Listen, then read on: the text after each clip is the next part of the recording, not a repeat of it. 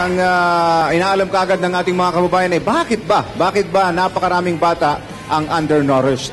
Ayan. Tanungin natin yung dating Secretary ng Department of Health, Dr. Kwasi. Maganda hong tanong yan. Yan talagang koneksyon isa sa mga koneksyon ng kalusugan at edukasyon. Ano? Yan problema ng malnutrition ay nagsisimula bago pa mapanganak yung bata. Meron tayong statistics na nagsasabi na sa vitamin supplementation ng buntis, okay, sa mga mahihirap, pinakamahirap na babae, meron lang siguro mga 40% ang nakakatanggap ng vitamin supplements.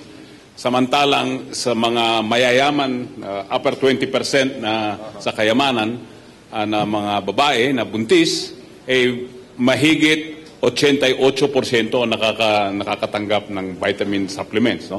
So itong sinasabi nitong mga statistics na ito, na talagang merong disparity yung information and services on nutrition between rich women and poor women, and that translates into the nutrition of the children.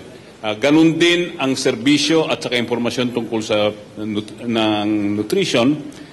Sa mga before preschool years, o konti silang feeding, by the time na dumating sila ng school age, malnourished na sila. Meron ho bang nakakatuloy din? Karamihan ng mga talagang undernourished, talagang malnourished, ay hindi talaga makakapasok. Saka kahit na yung slightly undernourished, hindi na halatang undernourished sila, pero makikita sa mga grades nila, may mga comparisons yung mga grades. Maaring nakakapasok yan kumbatsero sa eskwelahan, pero hindi na ho naiintindihan yung mga pinag-aaralan. Hindi na pumapasok sa isip niya. Ito yan.